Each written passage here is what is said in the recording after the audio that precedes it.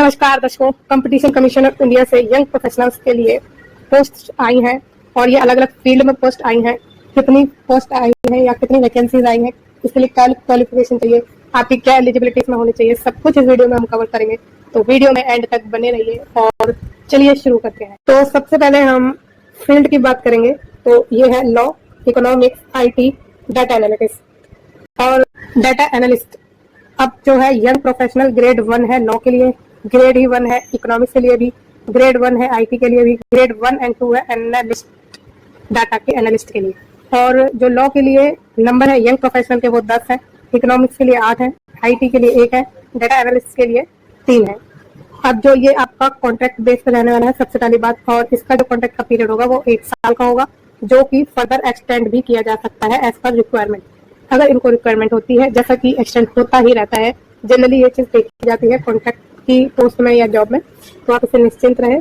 और अगर नहीं भी होगा तो आपके पास अच्छा खासा एक्सपीरियंस गेन जरूर हो जाएगा, ठीक है। तो आपको ये अप्लाई कैसे करना है, आपको एप्लीकेशन फॉर्म इस PDF में दिया गया है, वो भरकर आपको भेजना है। सारे अपने रेलेवेंट डॉक्यूमेंट सेल्फ अटैच करके, एजुकेशन के डॉक्यूमेंट, क्वालिफिकेशन और एक्सपीरियंस सब कुछ आपको सेल्फ अटैच करके भेजना है।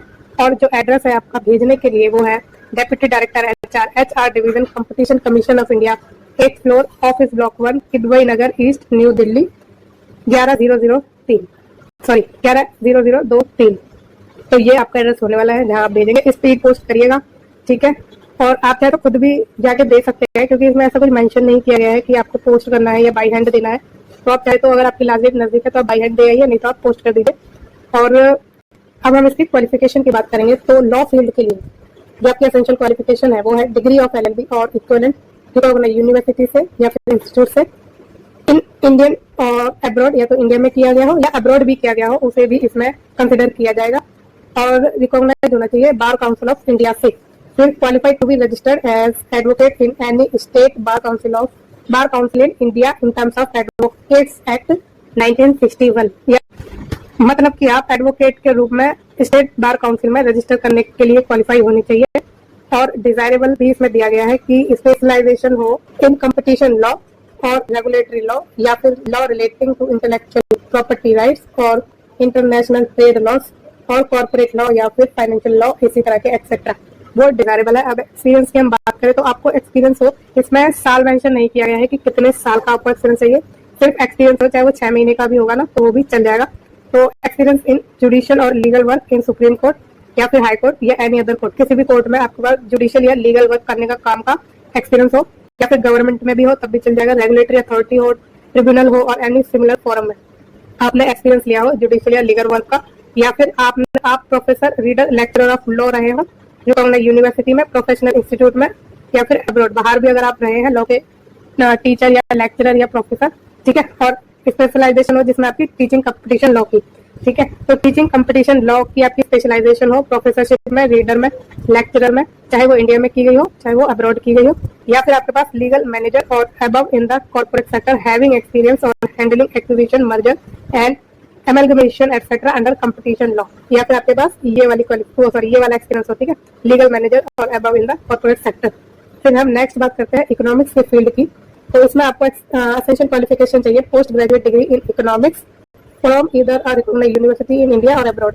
तो इसमें आपने चाहे इंडिया से अपनी क्वालिफिकेशन ली है चाहे अब्रॉड ली है, वहां से भी आपको कंसिडर किया जाएगा, वहां की क्वालिफिकेशन होने पर भी आपको इसमें सेलेक्ट किया जाएगा, ठीक है। अब डिजायरेबल है इसमें a doctoral degree from reputed university institute in India और फ्रॉम ए यूनिवर्सिटी और institute duly recognised in India in economics in the area of competition policy closely related area, फिर consistent high academic performance, good analytical skills, specialisation in area of micro economics.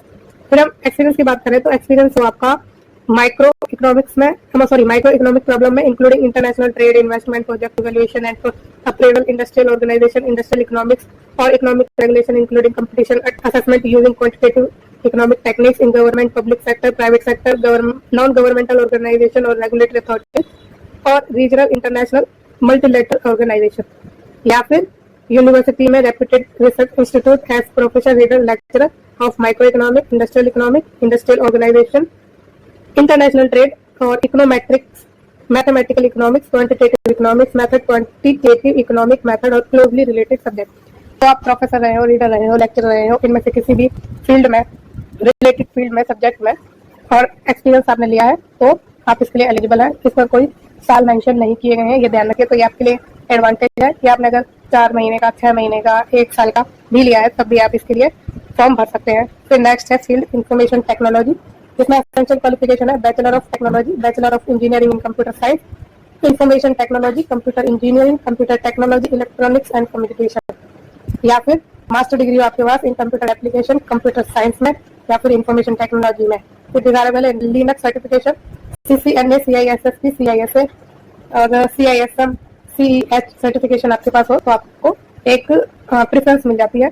फिर हम experience की बात करें तो आपके पास एक्सपीरियंस हो in digital investigation, computer forensic, cyber security, design and development और web portal and mobile application in open source technology, experience in NIC deployed project, security audit and bug fixing, data center visualization, expert in workflow based system, document management system, business process automation, database design and development, experience in designing, implementation and monitoring of IT network installation, configuration of AD, Windows, Linux server, VMs, NAS, IP phones, etc., LAN, infrastructure management, configuration and maintenance of switches, routers, call manager, IP cameras, NMS, video conferencing system, endpoint security and Active Directory services. तो ये जो आपके experience के field है, इनमें से किसी एक में अगर आपके पास है ना एक्सपीरियंस तो आप अप्लाई करिए बेझिझक। सभी में आपको एक्सपीरियंस नहीं चाहिए, इनमें से किसी एक फील्ड में, सब्जेक्ट में, ठीक है, आपके पास एक्सपीरियंस होना चाहिए, चाहे वो 6 महीने का हो, चाहे 1 साल का हो। फिर डाटा एनालिस्ट, इसके लिए एसेंशियल क्वालिफिकेशन है BTech in computer science, data science और master degree in computer application from recognised university. तो बीटेक आपके पास कंप्यूटर साइंस में या डाटा साइंस में, या फिर आपके पास मास्टर डिग्री हो इन कंप्यूटर एप्लीकेशन में, तो आप इसके लिए एलिजिबल है। साथ ही एक्सपीरियंस भी आपके पास होना चाहिए। Post qualification professional experience of minimum 1 year. तो डाटा एनालिस्ट में आपके पास कम से कम 1 साल का एक्सपीरियंस होना चाहिए और वो भी यंग प्रोफेशनल ग्रेड 1 के लिए हो और 3 साल का एक्सपीरियंस हो आपके पास ग्रेड 2 के लिए, ठीक है। अब जो स्पेशलाइजेशन है जिसमें आपका एक्सपीरियंस होना चाहिए वो है data science, software engineering, wider ICT field relevant to the design and functioning of online platform. तो ये सभी जरूरी है, इसमें कोई ऑप्शन नहीं है कि इनमें से किसी एक में हो, सभी में आपके पास एक्सपीरियंस होना चाहिए। और proficiency is required in statistical software, database, data visualization tools, ठीक है। प्रोफिशिएंसी रिक्वायर्ड है आपकी स्टैटिस्टिकल सॉफ्टवेयर, डेटाबेस और डेटा विजुअलाइजेशन टूल्स में। फिर preference will be given to the candidates having technical expertise in data models, जिनको data models में, database design development में या डाटा माइनिंग या सेगमेंटेशन टेक्निक एंड AI में टेक्निकल एक्सपर्टीज होगी, उनको प्रेफरेंस दी जाएगी। फिर क्लासिफिकेशन ऑफ यंग प्रोफेशनल है, तो इसमें यंग प्रोफेशनल का क्लासिफिकेशन जो किया गया है, यंग प्रोफेशनल ग्रेड 1 और young professional grade 2 only for data analyst. तो प्रिफर्ड एक्सपीरियंस इन ईयर, तो कितने साल का आपको एक्सपीरियंस चाहिए वो इस टेबल में दिया गया है। Young professional grade 1 data analyst को छोड़कर सभी के लिए कम से कम नहीं सॉरी अब तो 3 साल का आपके पास एक्सपीरियंस होना चाहिए, यानी 3 साल तक का एक्सपीरियंस आपके पास हो। फिर है जो सैलरी मिलेगी आपको लमसम 60,000 रुपये पर मंथ मिलेगी और 10% का इंक्रीज होगा ईच ईयर, यानी 6,000 रुपये आपके हर साल बढ़ेंगे। और एज लिमिट है आपकी 30 साल, यानी 30 साल तक आप उसको भर सकते हैं। फिर जो यंग प्रोफेशनल ग्रेड 2 ये सिर्फ डाटा एनालिस्ट के लिए है, उसमें कम से कम 3 साल का एक्सपीरियंस आपको चाहिए जो कि 5 साल तक के लिए हो, मतलब 3 साल का हो और 5 साल का हो, 3 साल से 5 साल के बीच में आपका एक्सपीरियंस होना चाहिए, जिसके लिए आपको सैलरी मिलेगी 80,000 रुपये पर मंथ और 10% का इंक्रीज होता रहेगा हर साल, यानी 8,000 रुपये आपके हर साल बढ़ेंगे। और इसकी जो मैक्सिमम एज है, एज लिमिट है वो 37 साल है। तो आप समझ गए एक्सपीरियंस की कोई जो यंग प्रोफेशनल 1 है ना ग्रेड 1, तो उसमें मिनिमम एक्सपीरियंस नहीं मांगा, आपको 3 साल का एक्सपीरियंस मांगा है, यानी कि 3 साल तक का एक्सपीरियंस अगर आपके पास हो, 6 महीने का हो, 1 महीने का हो, सॉरी 6 महीने का हो या फिर 1 साल का हो या फिर 3 साल का हो, कितने तक आपके पास एक्सपीरियंस होना ही चाहिए। फिर हम नेक्स्ट है ये एप्लीकेशन फॉर्म है जो आपको भरकर देना है, इसके साथ हमने सभी रेलेवेंट डॉक्यूमेंट देने हैं, सब कुछ आपको सेल्फ अटेस्ट करके देना है। यहाँ पर आपको अपनी फोटो चिपकानी है और सभी डिटेल हमने इस वीडियो में कवर कर ली है। और इसकी लास्ट डेट है भरने की 27 सितंबर, तो 27 सितंबर से पहले आप इस फॉर्म को भरकर दे दीजिए। तो अगर आपको ये वीडियो अच्छी लगी है और फ्यूचर में आपको ऐसी ही और वीडियोस चाहिए, जॉब की अपडेट्स चाहिए, रेगुलर अपडेट्स चाहिए, तो प्लीज इस चैनल को लाइक, शेयर और सब्सक्राइब करना ना भूलें। अगर आपको कोई भी डिफिकल्टी फील हो रही है, कुछ भी समझने में या कुछ भी आपको पूछना है तो आप मुझसे पूछ सकते हैं कमेंट्स के थ्रू या फिर मेरे सोशल मीडिया हैंडल्स के through. Thank you so much.